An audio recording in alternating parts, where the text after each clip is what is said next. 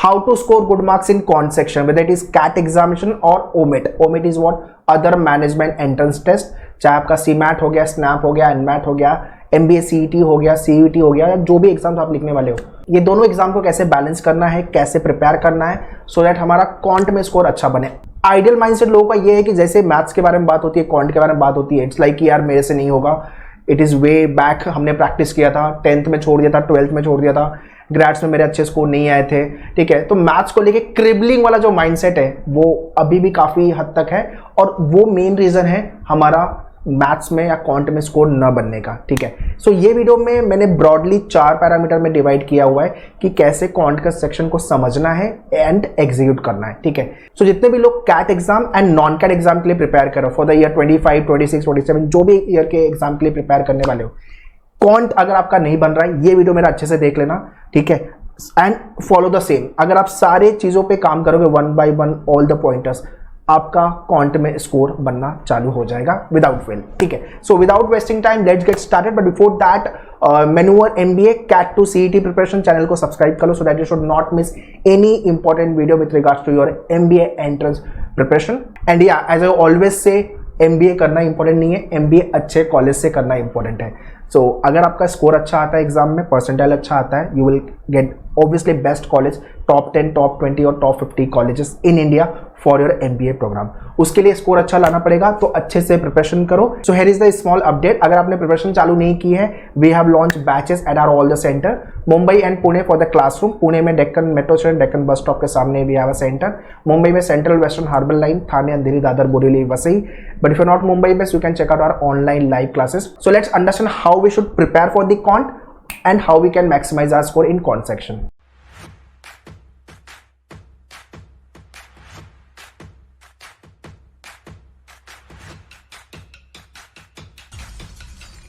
सबसे पहला जो पॉइंट है वो है माइंडसेट का। हमने अपने माइंड को ये बता के रख दिया है कि नहीं यार मेरे से मैथ्स नहीं होगा, हमारा 10th में स्कोर नहीं आया था, हमारा 12th में स्कोर नहीं बना था, तो हमारा मैथ्स नहीं होने वाला। हमने अपने माइंड को ये बता दिया है। अब आपका मैथ्स बने वो पॉसिबल नहीं है, क्योंकि आपका माइंड को पता है कि भाई मेरे से नहीं बनने वाला। तो आपको पहले माइंड को बताना पड़ेगा कि नहीं भाई मेरे से मैथ्स होगा and I can solve maths question, ठीक है। उसके लिए क्या करना है, आपको फियर जो फैक्टर है उसको खत्म करने की जरूरत है, और उसका सिंपल सोल्यूशन है टेक इजी लेवल क्वेश्चन। 78 + 79 कितना होता है, ऐड करो। 98 - 47 कितना होता है, सबट्रैक्ट करो। 28 × 5 कितना होता है, मल्टीप्लाई करो, ठीक है। बेसिक कैलकुलेशन, बेसिकली आप ये करके ये अपने माइंड को बता रहे हो नहीं मुझे मैथ्स आता है, although these are the easy level question, आराम से बनेंगे, बट ये बनाओ आप आपके माइंड को बताओ नहीं मुझे मैथ्स आता है। जब तक फियर फैक्टर खत्म नहीं होगा तब तक एक्सेप्टेंस मैथ्स मेरे से बन सकता है वो नहीं होने वाला। सो सबसे पहले जो आपके माइंडसेट में बना हुआ है कि मेरे से मैथ्स नहीं होगा, इसको खत्म करने की जरूरत है। Second point, understanding the syllabus and the exam. Every exam is different ball game. CAT जैसे आपने प्रिपेयर किया था, अटेम्प्ट किया था, वैसे ही आप CET, CMAT, NMAT, SNAP नहीं कर सकते। हर एग्जाम डिफरेंट बॉल गेम है, तो आपको तरीका भी चेंज करना पड़ेगा। यहाँ पे मैक्सिमम जनता मिस्टेक करती है, बिकॉज दे थिंक कि मैंने कैट प्रिपेयर कर लिया तो मेरा NMAT, SNAP, CET निकल जाएगा, या तो मैंने CET, CMAT प्रिपेयर कर लिया तो मैं कैट का मैथ्स मेरा हो गया है। दोनों एग्जाम पोलर पार्ट है।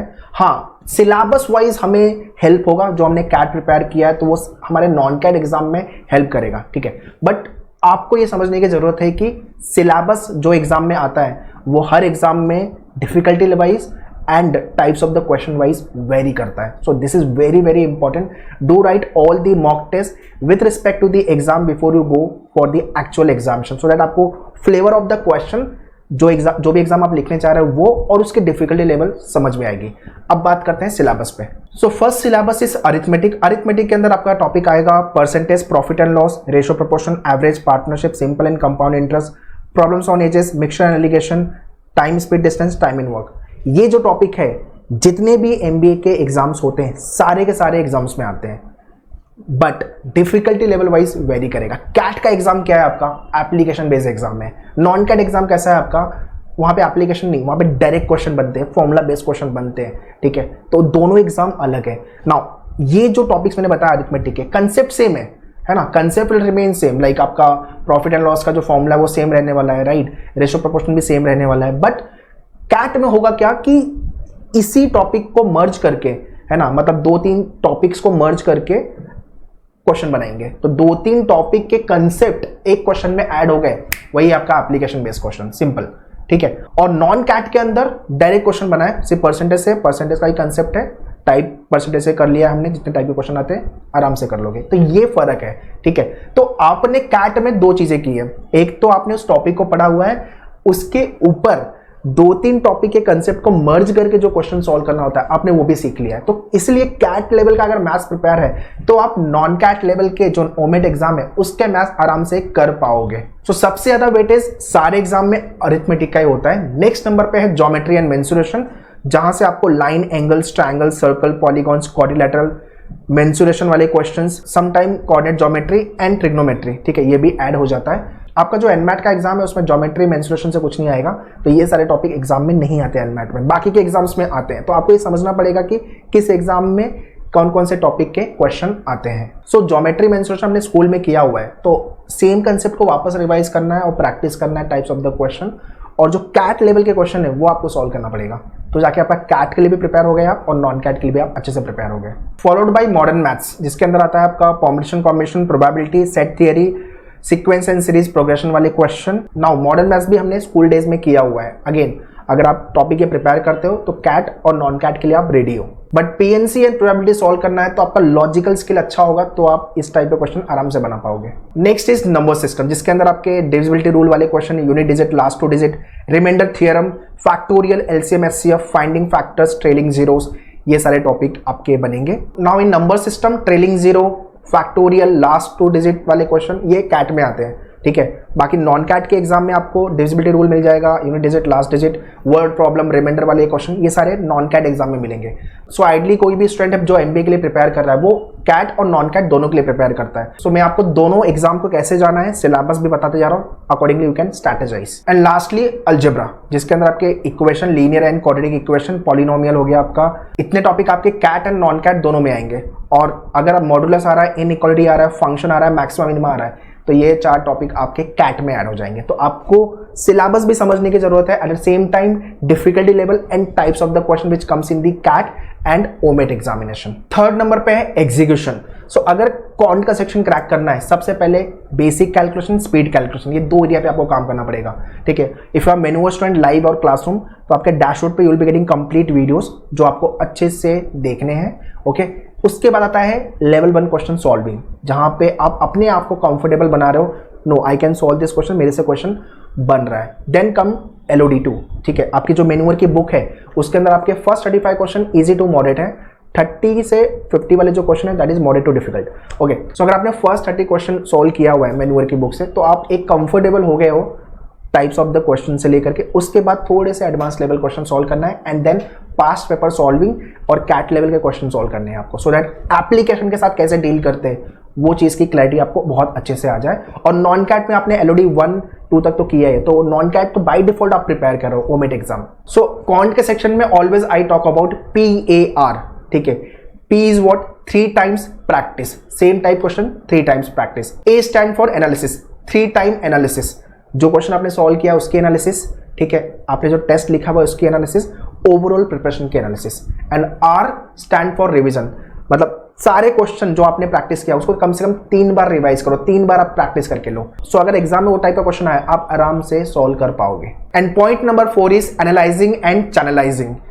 इसका मतलब क्या हुआ, आप हर सेक्शन जो सब सेक्शन है क्वांट का, लाइक आपका अरिथमेटिक हो गया, नंबर सिस्टम हो गया, ज्योमेट्री, मेंसुरेशन हो गया, इसको एनालाइज अच्छे से करो। किस किस एरिया में आप अच्छा कर रहे हो, किस किस एरिया में आप अच्छा नहीं कर रहे हो। हम जहाँ पे अच्छा नहीं करते ना वहाँ पे हम ज़्यादा क्रिबल करते हैं, छोड़ो ना उसको साइड करते हैं। जहाँ जहाँ हम अच्छा कर रहे हैं उसको हम बेटर बनाते हैं, उसको हम और सही करते हैं, सो दैट वहाँ पे हमारा स्कोर अच्छे से बने। और हम this is how we can channelize our preparation, right. तो आपको 3 ओवरऑल क्वांट को डिवाइड करना पड़ेगा। एक तो होगा जहां पे आप अच्छा कर रहे हो, स्ट्रॉन्ग एरिया है जहां पे आपका स्कोर बन रहा है। एक एरिया जो है जो ओके है, थोड़ा टाइम लगाऊंगा बन जाएगा। और थर्ड एरिया वो है जो वीक एरिया है, जहां पे आपको ज़रा टाइम देना पड़ेगा।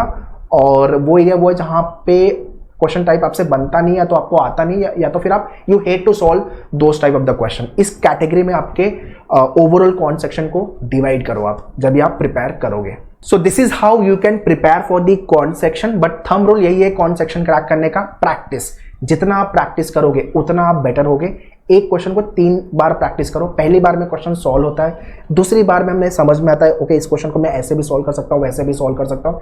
तीसरी बार में आपको सारे एस्पेक्ट उस क्वेश्चन टाइप के क्लियर होते हैं और आप उसमें उस टाइप के क्वेश्चन को अच्छे से परफॉर्म कर पाते हो। So that's all guys in this video. कौन सेक्शन को लेके अगर आपका और भी कुछ डाउट है, क्वेश्चन है, या किसी अदर सेक्शन, LRDI हो गया आपका, लॉजिक हो गया, इंग्लिश हो गया, you can always write in the comment section. CAT and non CAT exam, CMAT, NMAT, SNAP को लेके बहुत सारे वीडियोस आने वाले हैं मैन्यूअर MBA CAT to CD preparation channel पे। सो इस चैनल को सब्सक्राइब करके ले लो, share it to all your friends so that everyone should be benefit from this video. And yeah preparation चालू कर दो, बैचेस के डिटेल्स मैंने स्क्रीन पे दिया हुआ है, kindly check the description. For any doubt, any question, always you can write in the comment section. I will be happy to reply you. All the very best, thank you.